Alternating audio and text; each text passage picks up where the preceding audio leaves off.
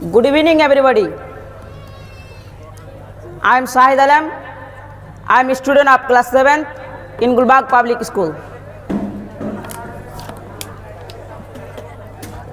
एक देश एक चुनाव के विपक्ष में अपने विचारों को व्यक्त करने वाले को आज मैं बोलूंगा इतना कि आप लोगों की पोल खोलूंगा इतना।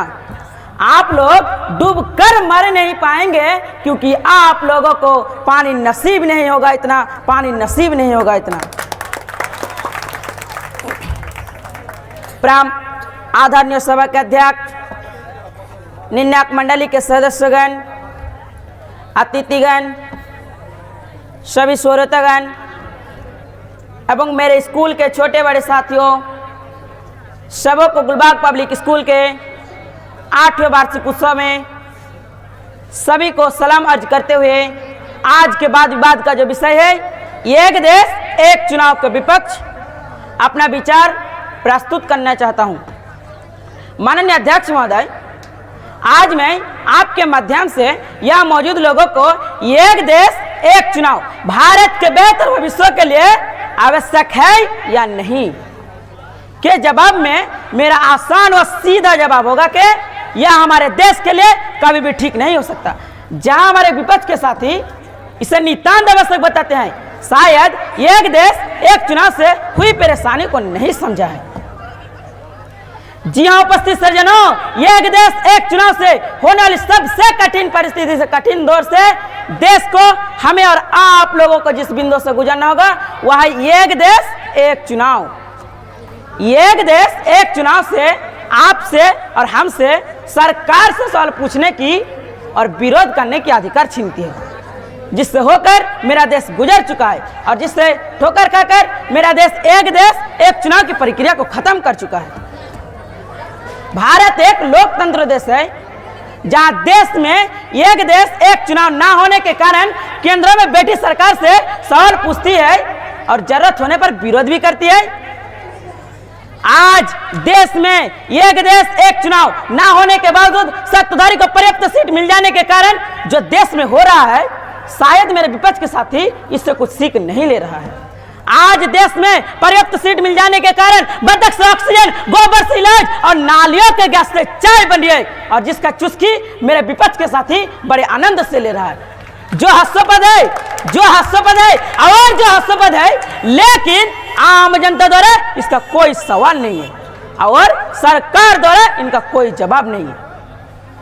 कुछ इसी तरह इंदिरा गांधी के जमाने में किया गया था। जब इंदिरा गांधी राजनीतिक चरम में थी तब Indira Gandhi Indira is India and India is Indira का नारा दिया था।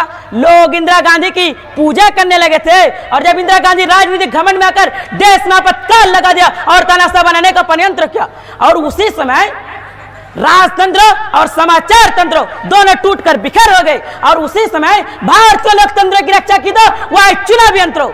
माननीय अध्यक्ष महोदय, अभी मेरे विपक्ष के साथी अमरीन आर्य ने कहा कि आजादी के 72 साल बाद देश में भूखमरी, गरीबी और बेरोजगारी के चपेट में है, तो क्या मेरे विपक्ष के साथी एक देश एक चुनाव अगर देश में लागू हो जाता है तो क्या भूखमरी, गरीबी और बेरोजगारी खत्म हो जाएगी? खत्म हो जाएगी? नहीं, ये कभी नहीं हो सकता, क्योंकि आज भी एक तानाशाह द्वारा इसी का प्रयास में, लोकतंत्र का गला घोटने का प्रयास में, हमारे सवालों को खत्म करने का प्रयास में, हमारे विरोधों को खत्म करने का प्रयास में, और जहां आम जनता सर्वोच्च होता है और उसी को खत्म करने का प्रयास में हो, तो मैं कैसे कह दूं कि एक देश एक चुनाव भारत के बेहतर भविष्य के लिए आवश्यक है? कैसे कह दूं मेरे विपक्ष के साथियों? है जवाब किसी के पास? अगर जवाब नहीं है तो आप लोगों को स्वीकार करना पड़ेगा कि एक देश एक चुनाव भारत के बेहतर भविष्य के लिए आवश्यक नहीं है। माननीय अध्यक्ष महोदय जी, कुछ भारतीय लोकतंत्र की एक लंबी कहानी जिसमें आधा तेल और आधा पानी है। आप जिस लोकतंत्र की बात कर रहे हैं उस लोकतंत्र के दो भाग हैं, राज्यसभा और लोकसभा। राज्यसभा लोकसभा के भी दो भाग है, सत्तापक्ष एवं विपक्ष।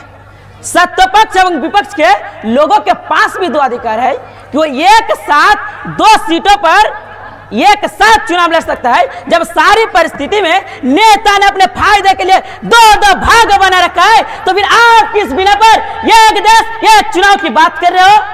अंत में मैं आप लोगों को एक शायरी सुनाकर अपना वाणी को विराम देना चाहूंगा कि बिना तर्क के हम लोगों ने विपक्ष में आने की बात ही नहीं की, कि बिना तर्क के हम लोगों ने विपक्ष में आने की बात ही नहीं की, तो क्यों मेरे बुद्धिमती विपक्ष के साथियों मांग करते हो लोकसभा और विधानसभा का चुनाव एक साथ कराने की?